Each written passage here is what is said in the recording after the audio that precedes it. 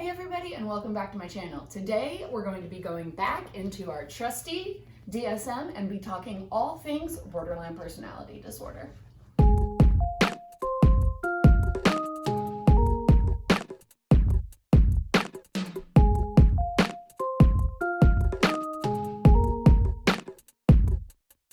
I've done a few videos in this style already, so if you want to go back and watch me explaining both generalized anxiety disorder and major depressive disorder, I'm going to be following the same kind of guidelines of those videos. I'm going to be reading out of the DSM, which is the Diagnostic and Statistical Manual of Mental Disorders, big book of all the mental disorders that you could be diagnosed with. I'm going to be reading directly out of here and then kind of explaining and interpreting what this says for you guys so that way you have a better understanding of what borderline personality disorder is. Now today we're going to be focusing on one particular section of the DSM, and that is the Diagnostic Criteria. There are 9 diagnostic criteria for borderline personality disorder. A person must exhibit 5 of these 9 symptoms in order to be diagnosed with this disorder. So according to the DSM, and this is the 5th edition, it's the most recent one, it's the most current one, it is the one that mental health professionals currently use to diagnose people. It states that borderline personality disorder is a pervasive pattern of instability of interpersonal relationships, self-image, and affects, and marked impulsivity beginning by early adulthood and present in a variety of contexts, as indicated by 5 or more of the following. And then it lists the 9 diagnostic criteria. Now, what this means is that a person with borderline personality disorder is very unstable. They have unstable relationships. They have unstable self-image. They don't know who they are. They have unstable affects, which is just another word for emotions. So it's very much an emotional roller coaster. There's lots of mood swings. It's also marked by impulsivity, so you want it now, and you do it. Now, the first diagnostic criteria for BPD is frantic efforts to avoid real or imagined abandonment. And even just hearing the word abandonment kind of just sends shivers down my spine, and I want to go out there and talk to my husband and make sure that he's still here and is staying here and isn't leaving me. This fear of abandonment, it drives almost everything else in your life. You act out because you're scared that people are going to leave you. It's really the sole driving force in your life is, I can't be alone, I can't be abandoned. But it doesn't have to mean that that abandonment is like actually real. My husband's never threatened to actually divorce me, but I still get scared that it's going to happen, and I sometimes act out or pick fights in order to kind of draw him back in, which is not healthy, and I'm working on that. But it's this fear of him leaving, and I don't know what I would do. The second diagnostic criteria for BPD is a pattern of unstable and intense interpersonal relationships characterized by alternating between extremes of idealization and devaluation. Now, this means that a person with BPD has very unstable relationships with the people around them. And in these unstable relationships, there is a defining characteristic which is often called splitting. And that is, you see things as either all good or all bad, and that includes people. It's like people with BPD take all the people in their lives and put them up on these pedestals and treat them almost like God-like. They can do no wrong. They are deities. They are perfect human beings. They are what you should aspire to be. And that is unrealistic for anybody. So the second that they disappoint you or let you down or don't react exactly the way your brain says that they should react to something if they love you, all of that makes you switch, and then they're nothing. They're trash. You don't need them. Why were they here anyways? They only ever hurt you. It's a lot of, you're the best, you're the worst. The third diagnostic criteria is identity disturbance, markedly and persistently unstable self-image or sense of self. It's like you don't know who you are. Most people change based on the scenarios that they're in. It's called code switching. You're gonna be different at school than you are at home with your friends. But with BPD, it's almost like you become an entirely different person based on who you're around and who you're interacting with. I know that when I was growing up, I was always my best friend's sidekick, and like whoever was my best friend at the time, my personality changed to match theirs. And that's what this is. It's like you don't know who you are. You create this facade almost. You kind of take traits from the people around you and create a person, a identity, but it's not solid. And it changes all the time, and your sense of yourself and how you value yourself can go from 0 to 100 and back again. It's almost like that period in adolescence where you're trying to figure out who you are, but you never do. So you just keep growing and you keep trying things and nothing's kind of right, and you just end up really confused and you don't know who you are, and the facade that you have is simply just like a mismatched collage of all of the people around you because you went around and kind of took what you could from everybody. The fourth diagnostic criteria is all about impulsive decision making. It says that impulsivity in at least 2 areas that are potentially self-damaging. Examples: spending, sex, substance abuse, reckless driving, binge eating. Now this means that a person is making impulsive, on the fly, not great decisions, but those decisions are also either harming them or potentially harming them. This would include things like driving really fast and recklessly, or sleeping around without protection, or spending all of the money that you have. It could even go as far as partying and substance abuse, which could then turn into its own disorder. People who have BPD are not known to be the best decision makers. They make decision off of emotion, what I want, what I feel I need right now, as opposed to thinking things through more logically and instead not speeding on the highway or spending all of your money. People with BPD have a very hard time controlling those behaviors, those impulses to do things, and especially to do things that probably will end up hurting you in the long run. The fifth diagnostic criteria is recurrent suicidal behavior, gestures, or threats, or self-mutilating behavior.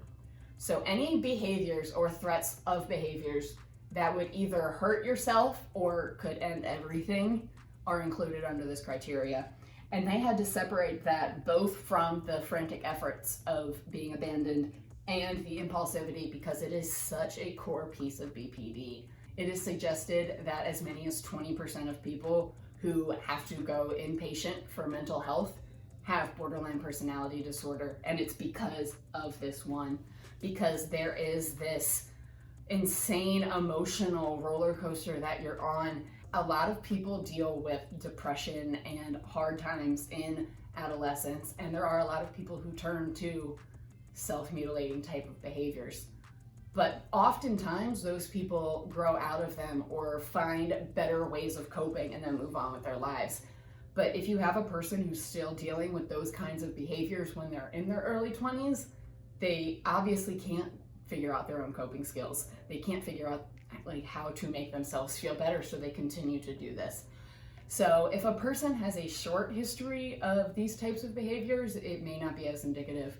But at this point, I have been dealing with these thoughts and urges for more than half of my life. And that's kind of where this part comes in. Like I said before, it's a very big part of BPD is this urge or threats to hurt yourself. Because, I mean, when you're dealing with that much emotion, sometimes that may be the only thing you know how to make it better.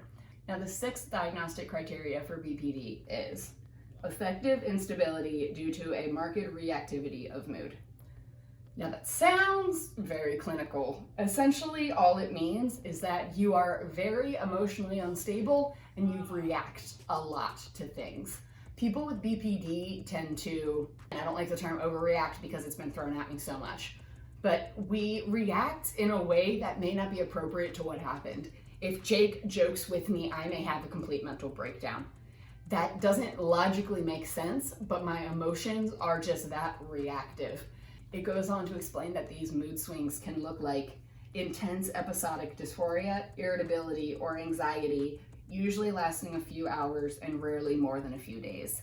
So that's another big difference between people with BPD and people who I guess are dealing with other mental disorders, is that We switch moods very, very quickly. I know that a lot of times people think of changing moods with bipolar disorder, and there are people who rapid cycle through their manic and depressive episodes with bipolar, but BPD is different. It's very much up and down and up and down, and you get very anxious and you get very irritated, but these episodes don't last very long. They usually only last a few hours, maybe a few days. So you're dealing with mood swings literally every day of your life, or at least every few days. You are very happy, then you're very mad, then you're very anxious, then you're very sad, and then you're back to very happy, all in the same day. The 7th diagnostic criteria is chronic feelings of emptiness. And I feel like this is also a core part of BPD because it's a lot of why we act up. If you feel empty and bored, you're gonna make more impulsive decisions. And you're probably gonna make some poor decisions if you're really bored and don't have anything else to do. So it's this emptiness that kind of drives our fear of abandonment because we don't have anything else inside of us. We have to use everything around us to fill us up because we're empty on our own. We don't know who we are, so there's an emptiness there. But there's also just this like, you don't want to do anything. Life is boring.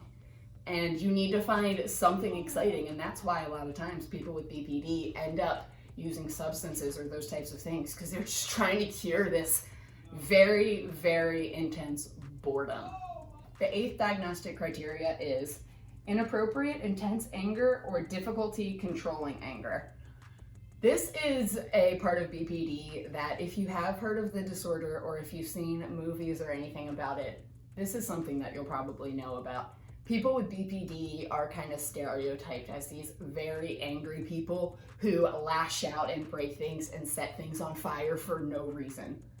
Now, I am not that way. I internalize all of my anger, which then just turns to depression and causes more issues. But there's this anger in you that you don't know how to deal with. And a lot of times people can lash out or they can simply internalize it like I do. I mean, I'm not gonna say I'd never lash out. Me and my husband fight. I've thrown things a time or two, but I try really hard not to lash out. So I internalize my anger, but people with BPD, they still experience this very intense anger that comes up out of nowhere and often doesn't have like a logical reasoning. But again, it's just this emotional instability. And once the anger's here, the person has to deal with it. And it comes on so strong that sometimes outbursts happen. The last diagnostic criteria for BPD is transient stress-related paranoid ideation or severe dissociative symptoms. Now I'm going to talk about this one a little bit. What this means is that when a person with BPD is under an intense amount of stress or anxiety, their brain can then go into a paranoid or delusion-like state where people are out to get you. I actually have had a psychotic episode where I thought spirit aliens were doing experiments on me. It's almost like your brain is dealing with all of this stress and all of this anxiety and it just shuts off or finds some crazy explanation for it, and that's what you believe at that moment because you can't handle it. You can't handle what you were thinking about. It also mentions that you can have severe dissociative symptoms brought on by that same type of extreme stress and anxiety. And dissociation is a little complicated. I'll probably do a whole video on it at some point because there's a bunch of different types and there's just different ways of feeling it. But in general, it's like an out-of-body experience. You could have people say that they felt like they were literally like standing behind themselves watching what's going on. I personally feel like I retreat into the back of my mind and just watch my body go on autopilot. So dissociation is essentially a disconnect from the real world. It's this out-of-body experience, this I'm not real, what's around me isn't real. And again, that is a very basic explanation of it, and I definitely explained multiple different types of dissociation there. But again, in general, it's this disconnect from reality, that this world isn't real or I'm not real, could be either way. So people start experiencing these symptoms when they have very high levels of stress. It's almost like the brain putting pause on real life, saying, I can't deal with this, so what's around me isn't real, or you're not real, or you feel like you're watching yourself, because what's actually happening is too much. You have to have that separation, that disconnect. So those are all 9 of the diagnostic criteria for a borderline personality disorder. As I mentioned earlier, you need to have at least 5 of those symptoms in order to qualify for diagnosis. That's where I'm going to be ending this video. In the next video, I'm going to be telling you a little more about my diagnosis story with borderline personality disorder. So make sure that you're looking out for that. That should be coming out later this week. Thank you guys so much for watching to the end of this video. You have no idea how much your love and support means to me. Hit the subscribe button, ring the notification bell if you haven't. Please, please, please smash the like button for me and ask any questions down below. I hope you all are able to stay safe and stay sane in this crazy time, and I'll see you next time.